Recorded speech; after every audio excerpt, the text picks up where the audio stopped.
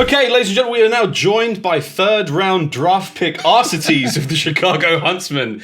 Alec, welcome to the show, brother. Thanks for coming on. Thanks, man. I'm not happy with any of you guys, but it's all good. Wait, you can't be too upset. I'm not upset. We got smoked, yeah. Yeah. No. So technically, you know, our draft was pretty good. No, because I still fried. You did still fry. Our team didn't fry.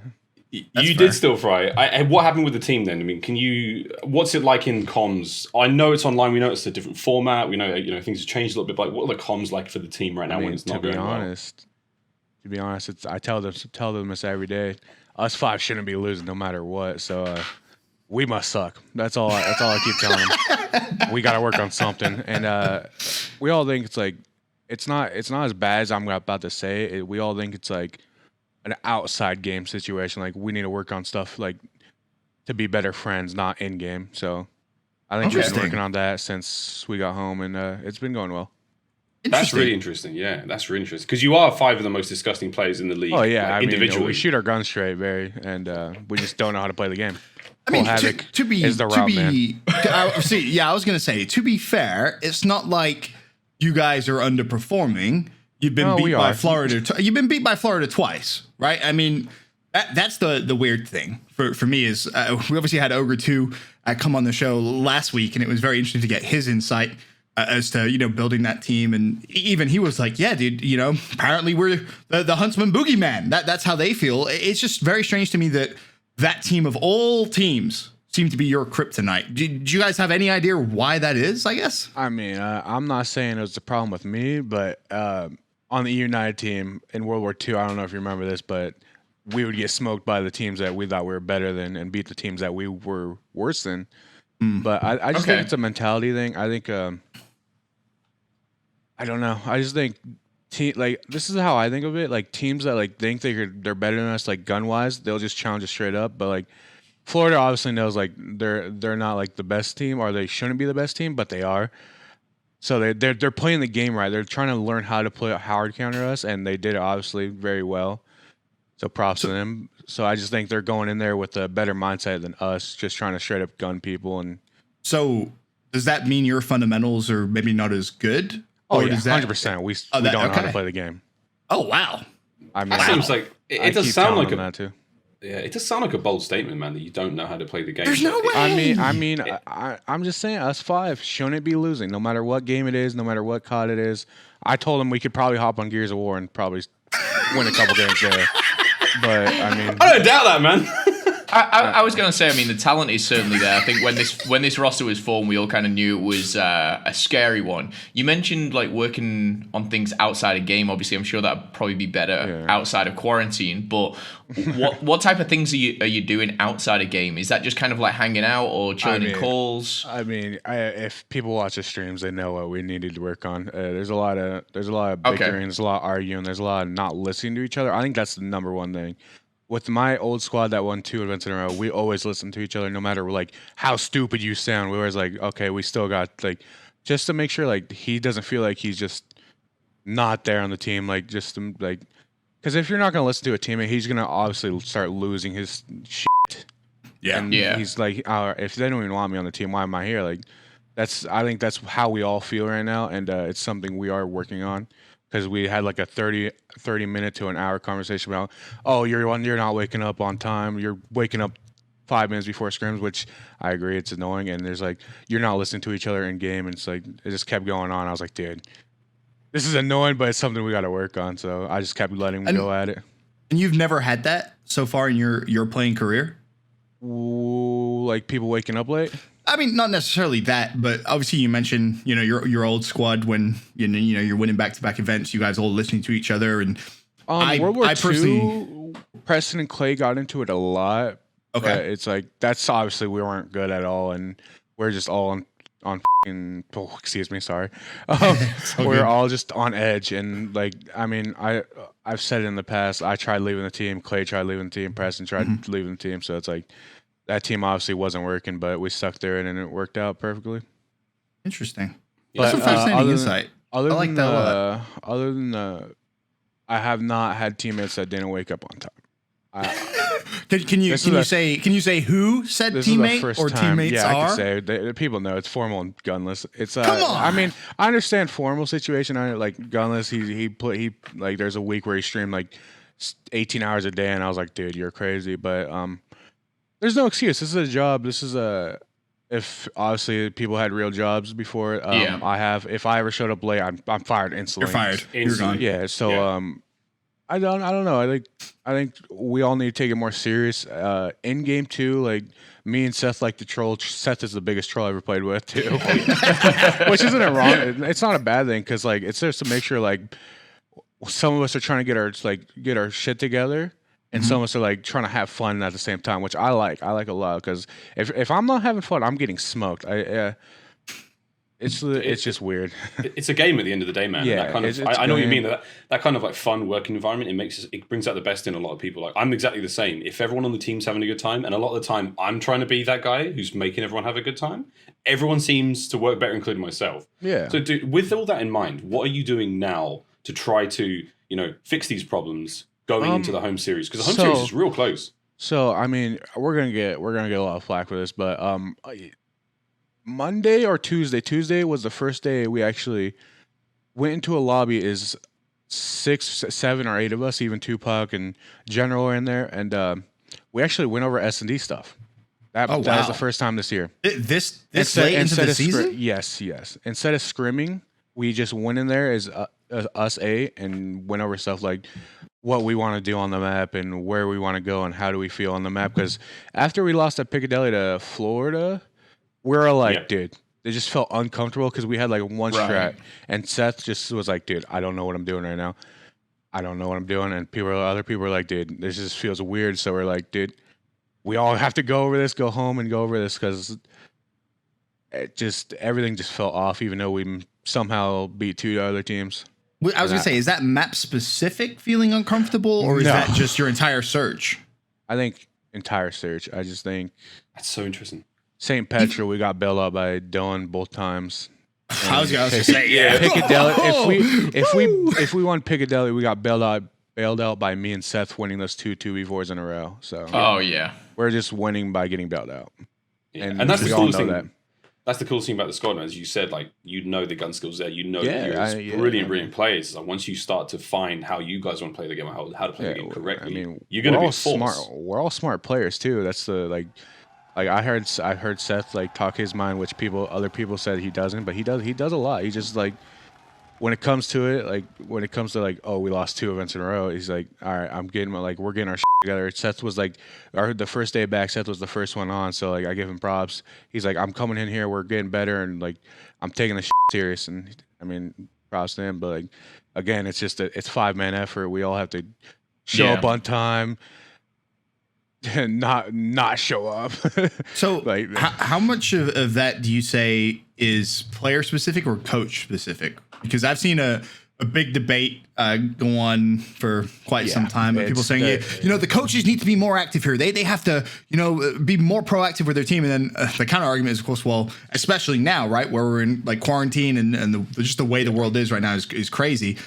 The players just have to, be responsible. Like, kind of, how do you take that stance? I think that's the dumbest argument I ever heard in my life. Yeah, you do? I think coaches could do about 25% while the players have to put in. Player. Yes. Yeah. You're not going to get a player. You could tell a player everything like he needs to do, and some players just won't do it. Most players won't do it. I'll be the one to say it. Most players won't do it. You're gonna like all the coaches could do is just tell you what to do. They can't hold your controller or anything. So at the end of the day, the coach is just sitting there watching the players screw up over and over, and it's like it's not their fault. They're trying their hardest to tell you what the other team does, tell you like how you're gonna win this break. And I give props to Troy because we are annoying 5 players. Our egos are insane, and he knows that, and he's trying. But sometimes like I could tell he gets annoyed with us. But I mean how active is Tupac in that kind of like coaching role? I know specifically he's S&D, right? Like that's what you associate when you say the word Tupac. You think search. Yeah, but I mean, is he active at all, or are you guys now letting him be more active? I mean, and every time we scrim S&D, he's been there. So props to him. He makes time for us, and obviously he has to. But Yeah, he tries his best. He's been helping us since we got back, and I think we've scrimmed S&D once, and we went over it. So I mean, he's doing his job. It comes down to us. I mean, at London, I'm pretty sure we're a really really good S&D team. I can't remember, but I know it fell off after Atlanta because we got lazy. Mm-hmm. I've got a question then, dude. So speaking about obviously Troy, Sandy, your coach. I mean, I've heard the comms in streams, and again, it does sound like there's a lot of. He does a really good job. You know, he's giving very, very good points. But I totally understand the idea that no one's listening. At any point throughout the squad, has anyone thought a team like bringing General off the bench and putting him in the main roster? Has that ever been in discussion? Because he's a very good player. Again, I'm being straight up with you guys. I did. There was a week right before. Dallas is the last event. Yep. Yeah, a week before that, we didn't win a map for like 3 days, 4 days. You getting tucked, yeah. Yeah, it was when I was running a flex, and right after that, I was like, yo, let me run the AR because Matt was just sitting there complaining about the MP5, which every AR does. But I was like, I told Troy on the side, I was like, Troy, if we don't win a map today, I'm gonna spectate. I want to see what these guys are doing on the map to make us lose. Because I know it's me. It's all of us. I'm like, dude, what's going on? Like, people are giving half calls. Like, the non-energy ones are like, he's weak. And I hate that. I hate that so much as a player. Like, it's just something like, it just shows me like you're putting zero effort and like you just woke up or something. I was like, dude, you guys got to like get a grip. Like, we're trying to win. We're trying to win chips here. It's just more embarrassing for us to lose just because our squad right now. Right. So I kept telling him, I was like, Troy, if we don't win a map right now, I'm gonna spectate the next series. Luckily, like the main AR switch worked for a little bit, but we switched back, so we'll see how it goes. Yeah, I wanted to ask about the switch as well because when we saw Formal running an MP5, we were like, "Oh, he's great, man! He can do it all." But when we saw some of the numbers coming out of that, we were like, "Oh, something feels a little off here. This isn't right." It was like the first series. The first series you guys had was insane. Oh yeah, me and Matt. Like you had like a 1.6. I think Matt had like a 1.4, and it was like, okay, like this is what we're talking about. Like finally they found a groove. But then to Miles' point, like all of a sudden it was like, oh, what happened? That was the most comfortable series I've played in my career with this team. It just everything was so smooth. Besides the S&D, obviously, and I don't know, like. Running AR and running a sub, I realized like what I did for the team running a sub, and it was like I was being that annoying player. Like I was doing that long route set that Matt's new to the sub, so I didn't expect him to do it, but I thought someone else would start picking it up, and no one did, obviously, because Colt Havoc literally won his team a tournament for that. Route man gets paid, but true. It's just I just realized like I watched it back. I was like, dude, someone has to be making these annoying ass plays. Which Matt just he's a slayer. Like we gotta keep him in that slayer role. Which obviously he couldn't be in because he's he's the fourth sub on the team. So he's got to be that one to sit in a corner, rotate, and do all the dirty work. Which I don't want him to do. I want me to do. I feel more comfortable doing it for the team and. I was like, after the event, I was like, I got to go back to like, because I think Dylan said something about like he felt more comfortable with me being a sub too. Such an underrated role because it's so important. Like it really is. People, I don't think they realize just how like important having someone do that quote dirty work is. Like in the past, historically, it's always been like the objective guy. Right? It's like, oh, who's your OBJ guy? That sort of went out the window. And then it became all right, who is doing the dirty work? Like, who's going to be the guy that goes first? Who's going to be the guy that gets your baits, your trades? Like, all of that stuff, the long routes like you talk about, is very important. And obviously, you have a ton of experience doing that and doing it very, very well. But there is one thing that I have to ask you. I asked over to this last week, and I feel obviously there's no one closer to Prestinni than you. First of all, how is Preston doing? Is he okay? Like, where is he at as a person now? I guess. I mean, he's ready. He's ready. He keeps saying he wants to play, and I think it shows. I think he's sleeping right now. Actually, his set is behind me. So He's asleep right now. Yeah, nice, I don't think he is ready. I think you can kind of tell he's hungry as well, like especially after the Florida win, but also like the clips that he's been putting on social media, like you can tell like he's almost itching to get back into it, seems. And I think that was always going to be the case when you step away from something or bench yourself, like you are going to miss it. We just kind of didn't know like how long it would be, so it'd be interesting to see what happens, and obviously we wish him the best for sure. What is it like not playing with him though? It's weird. Or playing against him. Yeah, I mean, playing against him. That's obviously the other thing. I mean, I'll tell you next time I play him because I'll try to beat him. But not playing it, it's so weird because like now, I mean, he's right behind me. I'm like, okay, but like, I'm just saying because he sits here and watches my team play. So obviously, because we're the only team that streams. So he just sits. I'm like, Preston, you see this? Like, do you see what's going on right now? Like, I'm losing full. But it's usually it's like, Preston, you need to work on this. Like, you're getting porked on right now. Like, I don't know what to tell you. Now he's like, damn. Like, what's going on, Alec? I'm like, dude, screw you, dude. Do you miss? He starts trolling, dude. Just starts like jabbing at you. That's awesome. Do you miss having your brother on the roster? Oh yeah. I mean, obviously he's my brother, and he's a very good player too. Like, even if he doesn't put up the best stats, I think what he does on the map is very great, and it relieves a lot of pressure for like the slower players like mid AR and stuff. And I think he just doesn't get enough credit for how he plays. I mean, one of the most iconic kind of images from the CDL so far, in my opinion, is the post-game interview that you and your brother had. Obviously, after you lost to Florida, you saw how much it meant, I guess, to both of you, and how much it took out of you emotionally, energy-wise.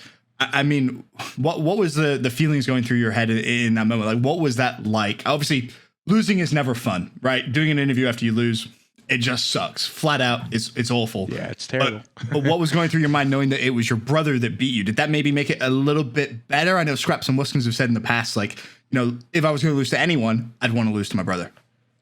Yeah, I mean, yeah, but it's unfortunate I had to watch a 20-minute series next series, but it would have been a lot better if he won. But now that he beat me and lost, it didn't make it better. Didn't make it better? Yeah. No, it did not make it better. I respect him and his team for beating me, but the next series was bad. I'm just kidding. Florida, don't roast me. You beat me twice already. Stop. Just stop. I'm kidding. They're getting the tweets ready right now, dude. They're ready to go. No, it was it was a crazy feeling. Like, it's something that I never thought was going to happen because I never thought we were going to leave. But I mean, obviously, he keeps saying it was my option, which it was. Not going to throw him under the bus for that. It's crazy, right? You go from winning playoffs, champs, where, I mean, let's be honest, as a player, you're on top of the world, right? You've just won the two biggest events of a year, to the biggest roster mania COD is probably ever gonna see, to no longer playing with your brother, then playing against your brother and him beating you for a spot in a final. I mean, him benching himself next to it, yes. Yeah. It's very demoralizing. And then his team actually winning as well without him. Yeah. Like, I can't imagine just all of those emotions from just a sibling point of view, right? Just having a brother who you love so much, you've grown up together, you've played COD together, and now like all of these emotions flying around, dude, that has to be crazy. I mean, I guess props to both of you for handling it as well as you did. I know if I was one of you in that interview after that game, I would have even been able to speak. I'm gonna be honest with you. We need the Formula One Drive to Survive Netflix show now for COD. We need it because think of how lit this season would have been already. Honestly, yeah, you're not wrong. There's been some crazy moments. Every time I'm gonna play him now, I'm just gonna remember what he said to me across the stage. So it's his fault. Dude, what went through your mind? What went through your mind when you saw him standing up, screaming at you? Were you just enraged? I wasn't enraged at what he was saying. I was more enraged of what our team did and how we did. Easily. We won the first two maps, and just after that, we just hit the snooze button, and it's just like. You could ask any of my teammates; they all say like, "Yeah, I just felt like we weren't trying." It's literally how it felt. Like it's the weirdest and the worst feeling ever. Because I'm just like, it's my brother. It's who I want to beat the most. Yeah. If I had to pick anyone to beat that I wanted to beat really really bad, it would be Preston. Just because I don't want to lose to him. Like He literally sits behind me all day, just saying, "I beat you. I'm 1-0, 1-0." And I'm like, I have more chips than you. Like, I have more chips than you. I have 4. Like, you have 3. But he's like, nah, I've only gone to one event and I beat you at it. And I'm like, dude, come on, man. No. I'm like, come on, dude. No, and so it's dude. like, I mean, I'm not gonna be able to get my hands on him until he gets on another starting roster. So that's true. So you hopefully did, he gets one good on luck. soon. Yeah, good luck. Speaking about the next time you get your hands on him, obviously it's not going to be happening in the next event, the Chicago Home Series. Are there any teams or anyone you're looking forward to? You know, given everything you've spoken about here, what are your expectations for the Home Series aside from a win? Besides from a win, I don't care who we play. I mean, you said besides a win, but that's all I want. I mean, us 5 again. We have to win. What I want to work on the most as a team is hardpoint, because I mean, interesting. Again, I keep saying us 5.